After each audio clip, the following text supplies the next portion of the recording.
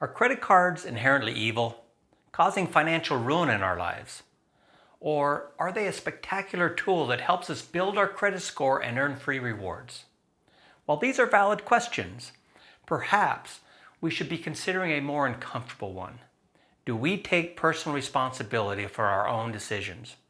In this video, we will explore the pitfalls of using credit cards, all the buy now, pay later plans that are popping up everywhere, and more importantly, that more uncomfortable question we should be exploring. Then we'll close by looking at 9 valuable spending tips to help keep you away from unwanted debt. The truth is, credit cards are neither evil nor good. It's just a tool we can choose to use or misuse. Yes, many people have gotten themselves into debt using credit cards, irresponsibly. But did the card somehow force us to do that? Now, certainly credit card companies, their marketing tactics do encourage more spending. But we should not assume that we are helpless pawns, incapable of resisting their influence. It's always interesting. In my personal finance class, every semester, I have my students go out and interview people and ask them a series of 10 questions.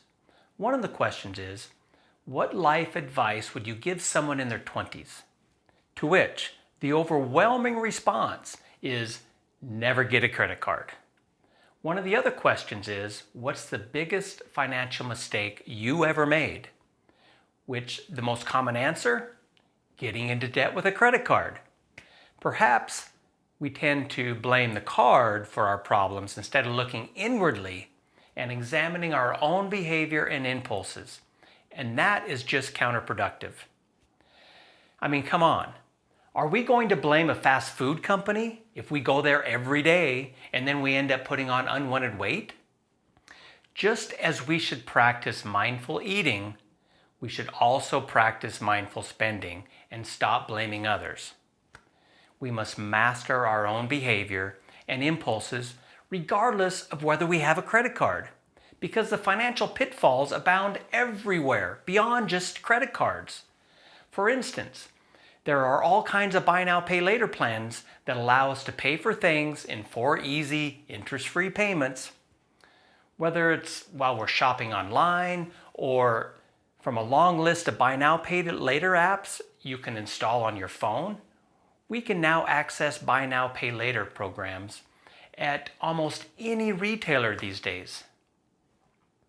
Most people don't even view these as loans, but they certainly are, and they can be stacked upon each other. If we don't manage them properly, these microloans can cause our credit scores to be affected, and we run the risk of late fees, penalties, and overdraft charges from a bank if our debit card is attached to them.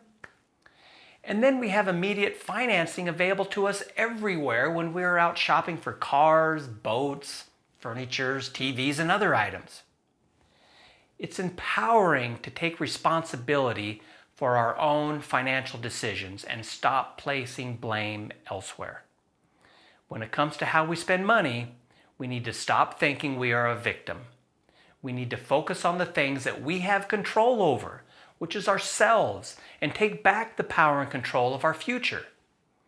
And please, never tell yourself you are bad with money.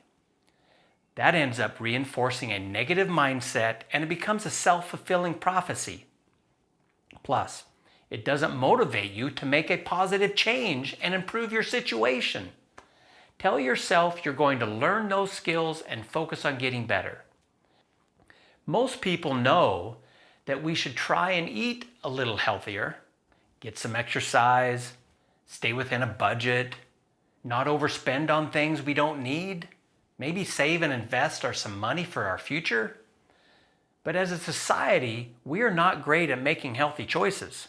In fact, in a recent release, research conducted by the LendingClub found that 60% of adults, including 40% of high-income earners, are living paycheck to paycheck.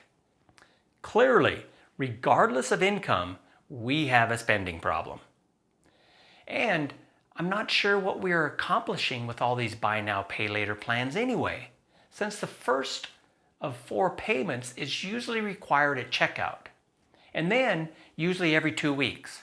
So you basically have the same amount of time to pay off a purchase as you would with a credit card, which is 4 to 6 weeks, depending on where you are in their billing cycle.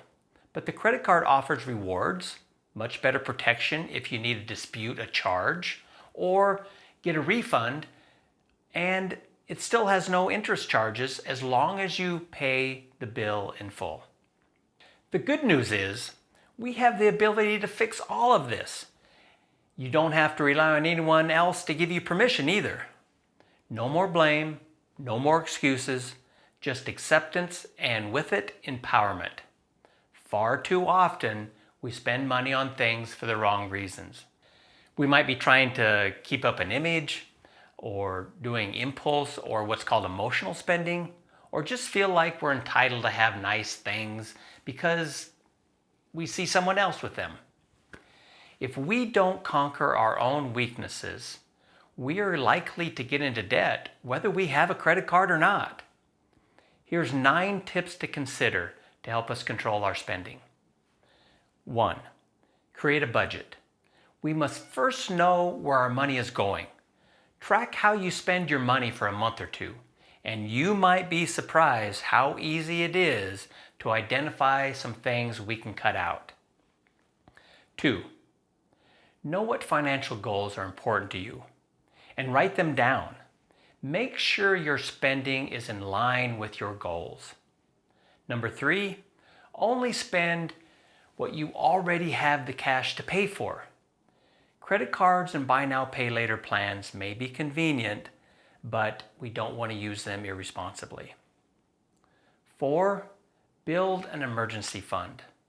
Having an emergency fund is what protects you from relying on things like credit cards or loans when an unexpected expense or financial emergency comes up. So emergency funds protect you from falling into debt. Number 5, try what's called the 48-hour rule. It helps us practice delayed gratification, which is an important skill to develop. Instead of making an impulse purchase, wait a couple days or even a week to see if it's something you really need and it's in line with your goals. Number 6, we need to stop the emotional spending. Emotional spending is when we make a purchase to make ourselves feel better, just like after a bad day or something. Try to avoid making purchases when you are feeling emotional. Instead, find healthy ways to cope with your emotions. 7, don't be influenced by sales, discounts, and reward offers. When it's for items that you don't truly need, they're just marketing gimmicks. Number 8, try to cut back your time spent on social media.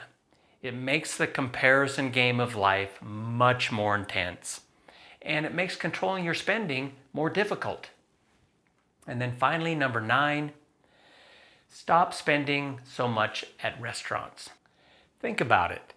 Just spending $30 on one meal a week at a restaurant amounts to over $1,500 per year in spending. By implementing these tips, we can develop healthy financial habits that will help us control our spending and avoid falling into debt. Remember that financial independence and your future net worth is created by money invested and not spent on things. Net worth is the stuff you don't see in a person's life. Don't buy stuff to impress other people. Money can buy things, but wealth, such as cash and investments, buys freedom, security, and control over your own life. So please, pick what's important to you and align with your goals and spend wisely.